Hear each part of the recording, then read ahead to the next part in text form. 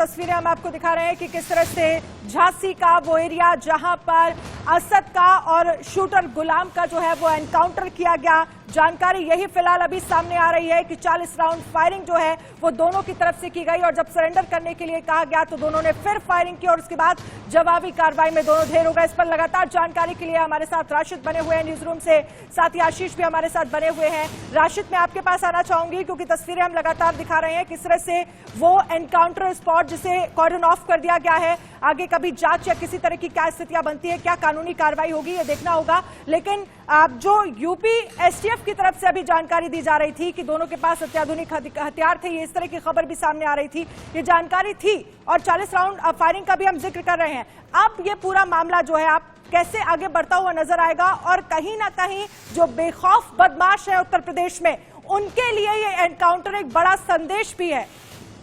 बड़ा संदेश भी है, बड़ी नजीर भी है और इसके साथ ही एक और बहुत बड़ी खबर मैं देना चाहता हूं आपको। बड़ी खबर यह है कि गुड्डू बमबाज जो बम बनाने में माहिर है, क्योंकि अब एकमात्र ये ऐसा शूटर है जो मेषपाल हत्याकांड में वांछित है। गुड्डू बमबाज के बारे में पता ये चला है कि एसटीएफ और एसओजी को उसकी लोकेशन हाल में मेरठ मिली है। मेरठ का मतलब ये हो जाता है कि अतीक अहमद का जो परिवार है मेरठ में रहता है, अतीक अहमद की जो बहन है अलीगढ़ में रहती है, आयशा नूरी के जितने भी संपर्क हैं वो मेरठ और अलीगढ़ में है। पश्चिमी उत्तर प्रदेश में अतीक अहमद का जो बहनोई है, अखलाक ने पिछले दिनों गुड्डू बमबाज को भी शरण दी थी।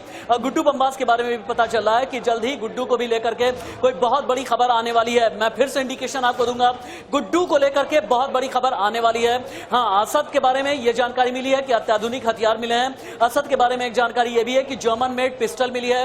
असद के बारे में यह भी जानकारी मिली है कि असद लगातार संपर्क में था शाइस्ता परवीन के। इसका मतलब यह है कि असद के एनकाउंटर के साथ ही साथ शाइस्ता परवीन के और भी ज्यादा अब क्लोज आती चली जा रही है इन्वेस्टिगेशन में एसटीएफ और एसओजी। यूं ही नहीं होता, पूरी स्ट्रेटजी बना करके ही इन सभी को शिकंजे में कसा गया है। अब जो अगला नंबर है गिरफ्तारी का या शिकंजा कसने का, वो है शाइस्ता परवीन, वो है आयशा नूरी और वो है इसके अलावा ज़ैनब फातिमा। ज़ैनब फातिमा यानी अशरफ की पत्नी, शाइस्ता परवीन यानी अतीक अहमद की पत्नी, आयशा नूरी यानी अतीक अहमद की बहन, यानी जो कुनबे में जितनी लेडी डॉन है अब उन पर शिकंजा कसा जाएगा। असद के पास से क्या क्या मिला है एक बार मैं ये बता दूं आपको। अत्याधुनिक हथियार मिले हैं, जर्मन मेड पिस्टल मिली है। असद के पास में एक डायरी भी मिली है। इस डायरी में यह पता चला है कि असद ने कई अलग अलग हिसाब लिख रखे थे। शूटर को लेकर के कोडवर्ड में ये हिसाब किताब लिखा गया था। कोडवर्ड डिकोड करने की कोशिश की जा रही है कोडवर्ड के जरिए और कैसे अतीक अहमद के नेटवर्क के और क्लोज जाया जाए। दरअसल पिछले 48 घंटे के डेवलपमेंट देख करके इंडिकेशन हमें मिलने शुरू हो गए थे कि उमेश पाल मर्डर केस में कोई बहुत बड़ा होने वाला है।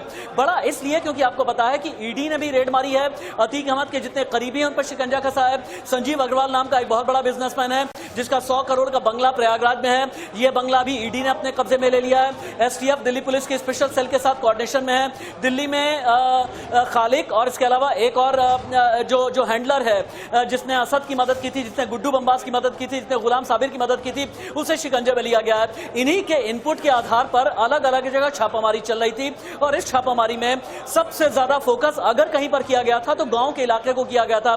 बुंदेलखंड का गांव, पूर्वांचल का गांव, पश्चिमी उत्तर प्रदेश का गांव। और मैं बार बार एक चीज कह रहा हूं कि झांसी और आसपास के इलाके में एसओजी की अलग अलग टीम थी।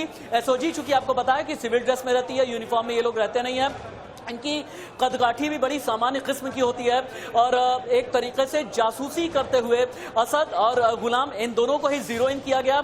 और जैसे ही असद और गुलाम के बारे में पता चला कि झांसी से लगे हुए घनी आबादी के इलाके में है, वैसे ही उस इलाके से सबसे पहले तो इन्हें घेरा गया। जैसे ही असद को यह लगने लगा कि यह घेर लिया गया, असद को यह लगा कि शायद 3 जीप्स इसका एक साथ में पीछा कर रही हैं, तो असद ने भागने की कोशिश किया था। असद बाइक लेकर के भागा। उसके बाद फिर एक ट्रैफिक इंस्पेक्टर को कहा गया कि तुम इन्हें चौराहे पर रोको। ट्रैफिक इंस्पेक्टर ने फिर ने रोका, लेकिन जब ट्रैफिक इंस्पेक्टर के सामने भी ये लोग ग्रीन सिग्नल को वायलेट करते हुए, जब ट्रैफिक सिग्नल को वायलेट करते हुए आगे बढ़े, तब उसके बाद जिन 31 टीमों की मैं बात कर रहा हूं, एसओजी और एसटीएफ की 31 टीमों ने फिर उसके बाद 360 डिग्री पूरी तरह से इनका घेराव किया। घेराव करने के बाद एक चीज कही जाती है, समझिएगा, ये बहुत इंटरेस्टिंग फैक्ट है। एसटीएफ और एसओजी क्या करती है ना, जब किसी को घेरती है सबसे पहले तो